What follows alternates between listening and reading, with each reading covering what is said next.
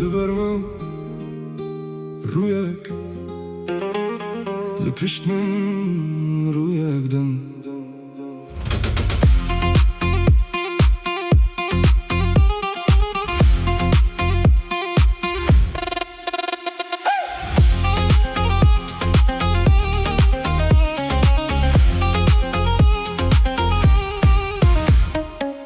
Dema rojen min baş bûn, tu her tim li cem min bûyî.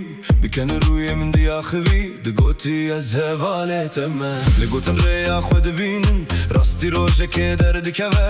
Tiştê ku te li ber min negot, min jî divê kesekî din bihîs. Min ne kîr kir, ne pirs kir, ne jî li pey ber sivê geriyam. Tenê carekî te nihêrîm û fêm kirim tu kî. Îro ez tiştek jî te napirsim, çünkî bersiv li ber min e. Rûyek ji bo min nîşan didî, rûyek din ji bo dinyayê. Durû, durû, kîjaniyek rast e bêje tu. Li ber min dost, li pişt min dijmin. Ez ê dîtin rast dikim. Durû, durû, êdî gotinin te olanlara. Tu dikarî her çi bibêjî. Ez ê dîtin rast dikim. Durû,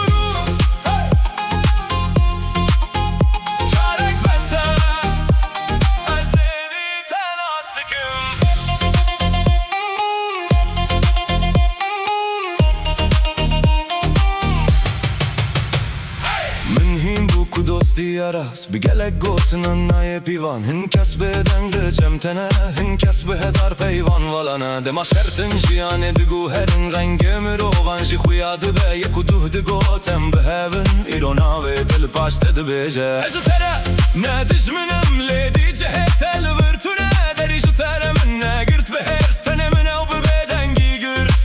Ne hewceye tu ravibekî, ne hewceye tu son bixwî.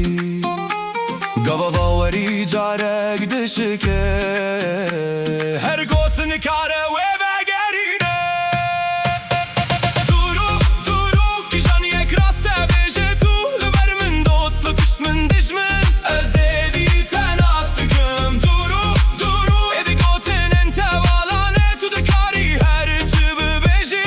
Ez ê dîtin rast dikim. Tiştek ji te winda nekir, tenê min rastiya te dît. Carinan winda kirina kesekî, me winda kirine azadiye.